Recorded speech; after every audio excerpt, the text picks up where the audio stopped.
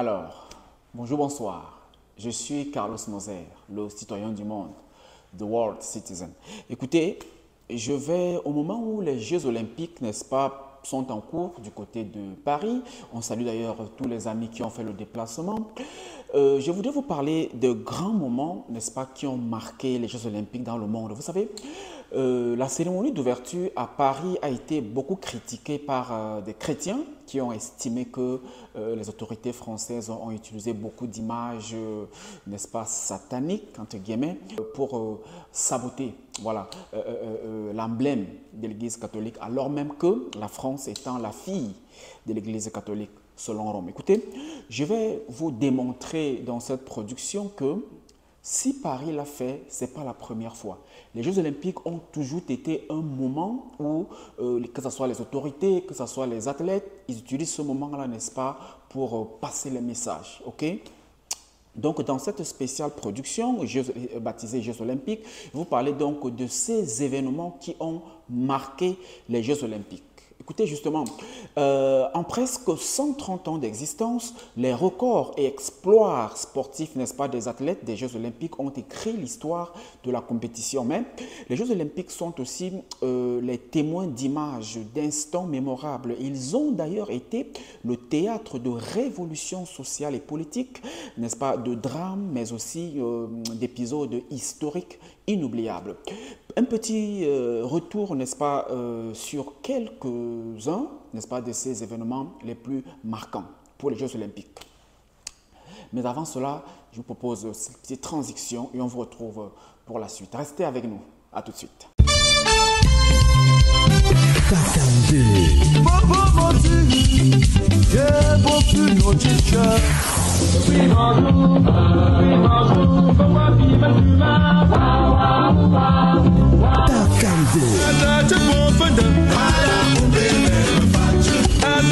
Retrouvez Takam 2 en prestation explosive à Dallas pour le All Bamileke Convention 2024. À Dallas, vous vivrez la plus belle expérience culturelle de l'histoire du plus grand rendez-vous des fils et filles Bamileke de la diaspora. Rendez-vous avec Takam 2 pour la soirée culturelle et la grande soirée de gala à Dallas. Faites vos réservations maintenant pour ne pas rater ce grand moment de fête.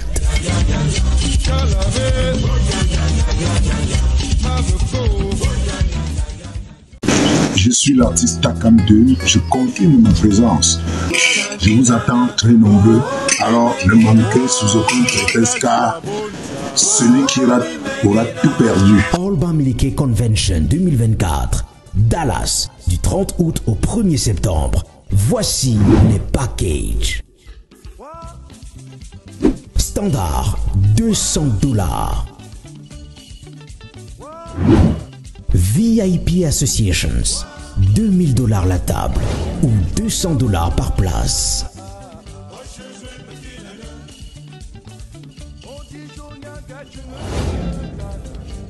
VIP Guard, $3000 la table ou $300 par place. VIP Platinum, le carré le plus luxueux et le plus honorable. Situé juste à côté des rois et des dignitaires, $5000 la table ou $500 par place.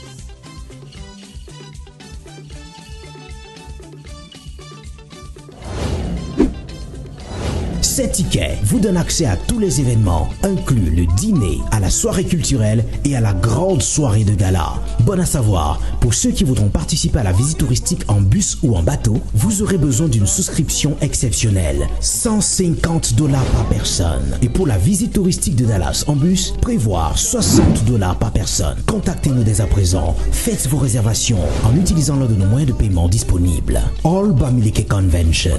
One people, one destiny.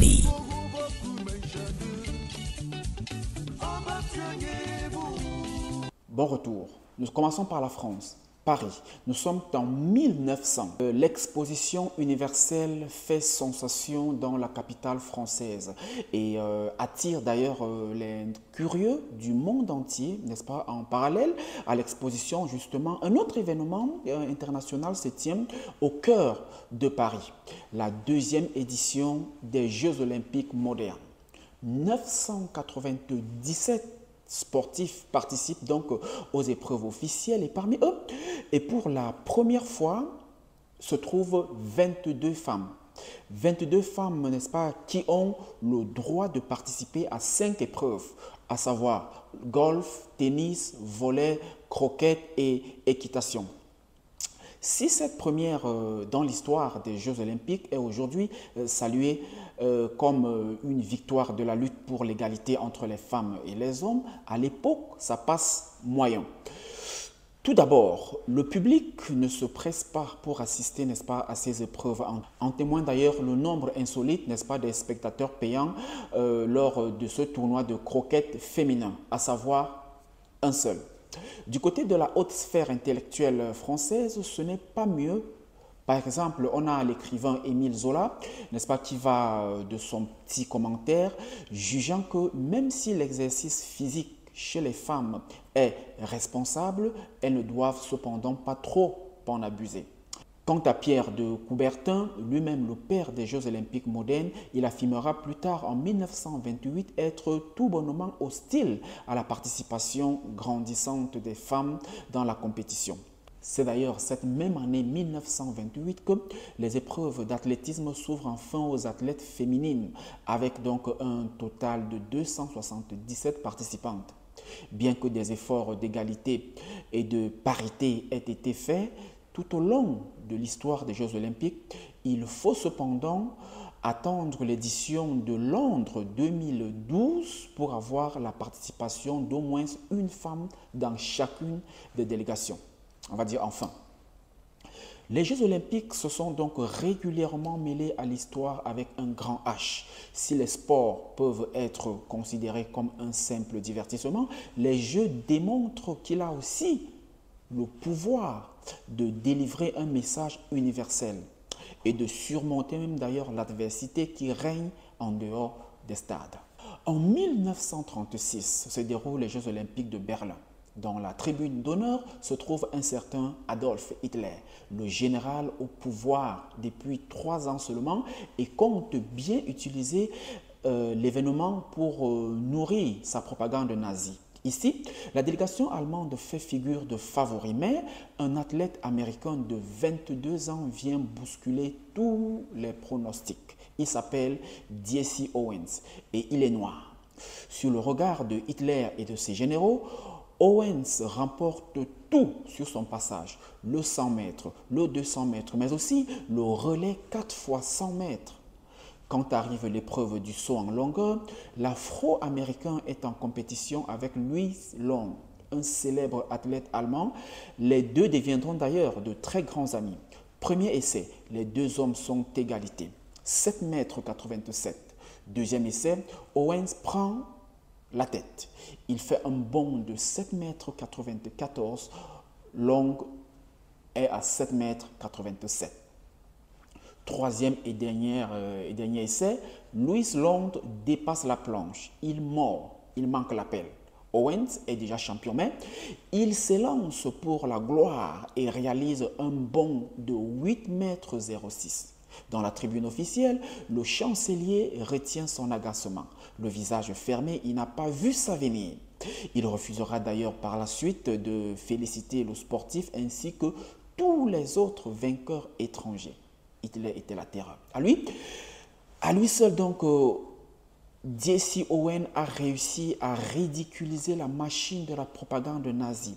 Il est resté dans les mémoires comme le champion noir qui a su défier Hitler. Autre moment de révolte symbolique, les Jeux de Mexico. Nous sommes au Mexique, 1968.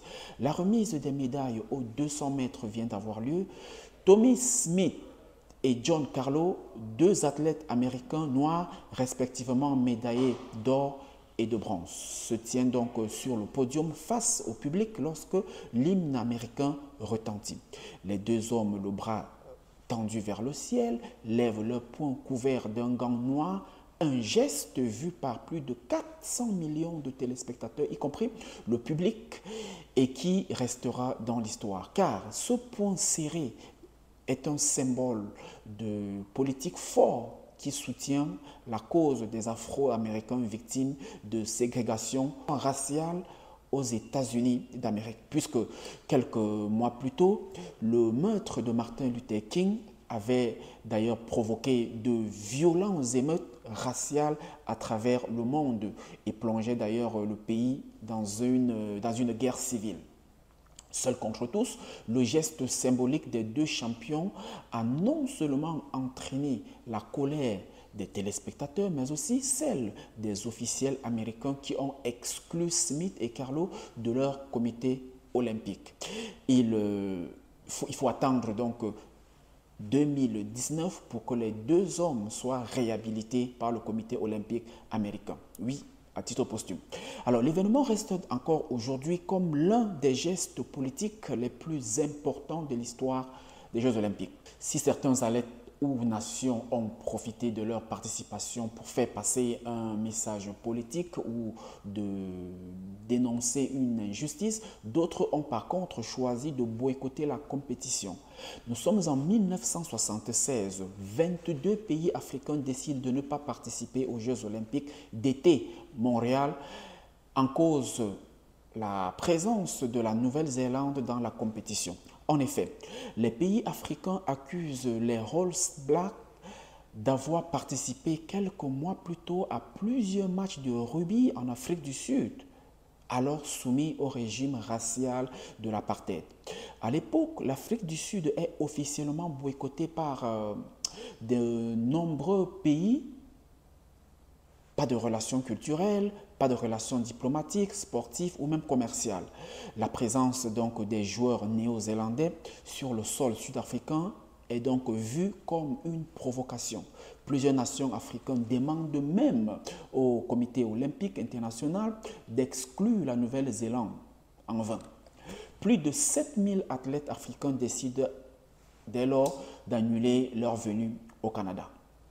Autre boycott des Jeux de Moscou, nous sommes en Russie en 1980. Nous sommes donc en pleine guerre froide entre l'Union soviétique d'un côté, les Européens de l'Ouest et les États-Unis de l'autre. En décembre 1979, les troupes soviétiques de Léonid Brejnev envahissent l'Afghanistan. Le président américain Jimmy Carter menace alors de faire annuler les Jeux olympiques si l'URSS ne retire pas ses troupes du sol afghan. Les Russes restent en Afghanistan, les Jeux olympiques ne sont pas annulés, mais les États-Unis et 65 autres pays boycottent la compétition ayant en représailles l'URSS et 12 nations communistes décident de boycotter eux aussi 4 années plus tard les Jeux de Los Angeles, œil pour œil, dent pour dent. Mais signalons que les Jeux olympiques ont aussi vécu des moments très sombres, dramatiques. Tenez, 1972, les Jeux de Munich en Allemagne sont le théâtre d'une prise d'otages sanglante. Le 5 septembre, au petit matin, un commando armé palestinien pénètre dans le village olympique et s'introduit dans le logement de la délégation israélienne. L'attaque fait 2 morts, certains réussissent à s'échapper, mais 9 sportifs sont retenus en otage. Encerclé par les forces antiterroristes et devant les caméras de télévision du monde entier, le commando, qui se fait appeler Septembre Noir, exige la libération de 234 prisonniers palestiniens retenus en Israël. Ils demandent également un bus pour se rendre à l'aéroport international de Munich, d'où ils espèrent quitter l'Allemagne. Leur demande est acceptée, les terroristes gagnent l'aéroport avec les otages. Sur place, une intervention armée est lancée pour tenter de stopper le commando. Erreur. Ils essuient un échec dramatique. Tous les otages et 5 terroristes sur 8 sont tués et 3 autres arrêtés. Ils seront condamnés à mort plus tard. La tragédie bouleverse le monde entier, mais les Jeux reprennent dès le lendemain. Pour ne pas, bien entendu, donner raison aux terroristes. On ne négocie pas avec les terroristes. C'est la loi. D'ailleurs, en 2005, le réalisateur Steven Spielberg reviendra sur cet événement dans un film sobrement intitulé Munich. Allez regarder. En 1996, un autre fait divers entache les Jeux d'été à Atlanta aux États-Unis d'Amérique. Pour célébrer le centenaire des Jeux olympiques, le parc olympique accueille de nombreux spectateurs venus assister à plusieurs concerts. Au cours de la soirée du 27 juillet, une bombe artisanale explose au milieu de la foule et cause la mort de 2 personnes. 111 spectateurs sont blessés. Très vite, un homme est interrogé et désigné comme suspect principal de ce carnage.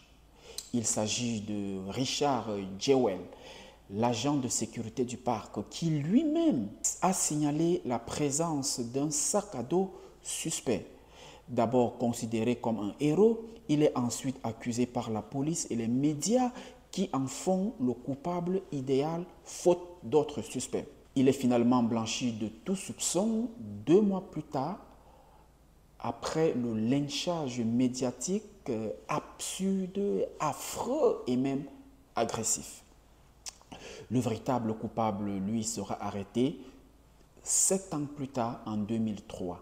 Cette tragédie est également le sujet d'un film réalisé par Clint Eastwood en 2019 intitulé « Le cas Richard Jewell » qui retrace, n'est-ce pas, la cabale médiatique qu'a subi l'agent de sécurité qui, en réalité, a sauvé de nombreuses vies en signalant le fameux sac à dos qui contenait bel et bien une bombe. Sur une note moins sombre, et on va sortir par là, les Jeux olympiques ont aussi connu de moments très positif et optimiste. En témoigne d'ailleurs en 2000 l'ouverture des Jeux de Sydney en Australie, marquée par un pays africain, le Cameroun, qui remporte pour la première fois la médaille d'or olympique en football. Bravo! Mais aussi l'entrée en scène des délégations nord- et sud-coréennes défilant pour la toute première fois sous le même drapeau et vêtus de mêmes uniformes. Le symbole est très fort et marque d'ailleurs une tentative de rapprochement et d'apaisement entre les deux nations qui concourent tout de même séparément. Elle le réitère en 2004, puis 2006 et en 2018 lors des Jeux de Corée du Sud où pour la première fois une équipe commune est créée pour la compétition du hockey. De quoi briser la glace entre les deux pays. Vous noterez donc avec moi que ces quelques événements concoctés par Podcast Story montrent bien que les Jeux olympiques sont bien plus qu'une simple rencontre sportive. Ils sont comme un marqueur dans l'histoire de notre monde et la fin n'est pas pour demain.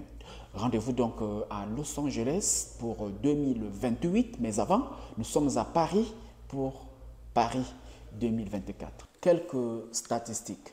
Les Jeux olympiques du 26 juillet au 11 août 2024, ça fait 17 jours, 206 nations, 28 sports olympiques, 4 sports additionnels, 329 épreuves, 10 500 athlètes, 31 500 volontaires, 11 300 000 visiteurs, 26 000 journalistes accrédités, plus de 8 000 journalistes non accrédités, 1 milliard de téléspectateurs, 330 000 spectateurs, 300 000 préservatifs.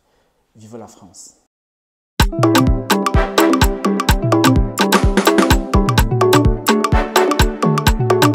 Ah.